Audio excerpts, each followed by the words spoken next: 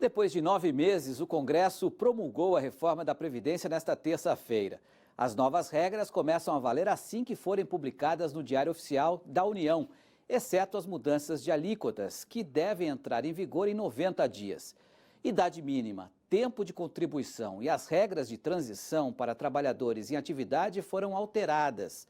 A previsão é gerar uma economia aos cofres públicos de 800 bilhões de reais em 10 anos.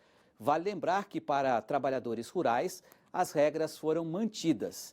Dá uma olhada aqui comigo, no telão. Idade mínima da aposentadoria, 60 anos para homens, 55 para mulheres. O que mais mudou? Tem aqui. Tempo mínimo de contribuição, 15 anos para homens e 15 anos para mulher também. E mais uma última tela, comprovação de contribuição. Deve entregar autodeclaração até 31 de dezembro de 2022 ao INSS e após haverá cadastro unificado para cruzar dados e conceder o benefício. Vamos até Porto Alegre falar com o nosso analista jurídico, Ricardo Alfonsin. Doutor Ricardo, a gente vê aí um rigor maior na investigação para concessão de direitos, mas de uma maneira geral a reforma da Previdência é muito importante, foi muito importante para o país. Só acredito que a partir de agora o país começa a andar? Boa noite. Boa noite, Antônio. Boa noite, amigos do Rural Notícias. Eu considero uma notícia espetacular essa de conseguirmos chegar à famosa reforma da Previdência. Desde o governo Fernando Henrique, que não se consegue, perderam lá por 2 votos para conseguir a reforma na época, passou o governo Lula, governo Dilma e nada se conseguiu. Finalmente se chegou a um texto que certamente vai precisar algum ajuste ao longo do, como se diz, né, o andar da carruagem, as melancias vão se ajustar. Então tem pequenas coisas aí, meu querido amigo Carlos Joel, presidente da FETAG, a doutora Jane, que comenta essa questão da burocratização da aposentadoria do agricultor familiar, certamente que são coisas incoerentes, que contrariam tudo aquilo que o governo vem tentando fazer aí de desburocratizar as atividades,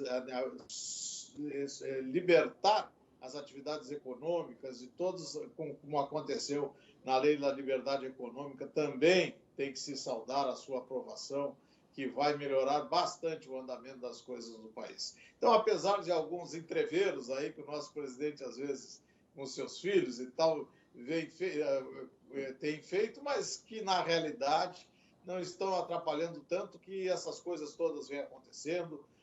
Também, graças ao presidência da Câmara e do Senado, as coisas têm conseguido andar e chegamos a esses resultados. A economia, meu amigo Daúde, é que poderia falar sobre isso, mas, de qualquer maneira, nós estamos aí com uma inflação de 3%, os juros de 5%, bases para que as coisas comecem a andar. Nós temos aí pela frente a reforma tributária, que vai entrar em discussão agora, ainda temos a PEC paralela, que tem algumas discussões, questões que podem trazer taxação ao agro, que há polêmicas em relação a isso, mas eu espero que tudo isso aí agora no andamento, muitas coisas vêm acontecendo.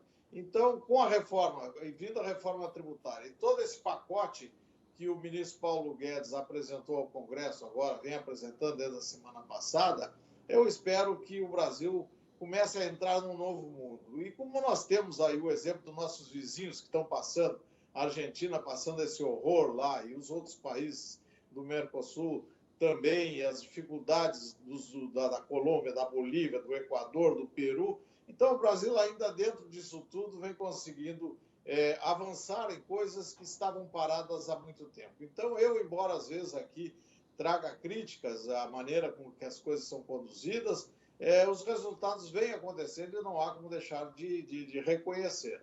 Eu espero que, até agora, na libertação do Lula, eu achei a reação do presidente da República excelente. Ele não deu a importância que o Lula gostaria que fosse dado à sua liberdade. Então, me parece que o Brasil está amadurecendo nessas coisas e, quem sabe, né, com a economia se desenvolvendo. Já tivemos a reforma trabalhista no governo passado, que são coisas importantes, e eu só tenho a saudar essa promulgação hoje da nossa tão esperada reforma da Previdência. É com você, Antônio.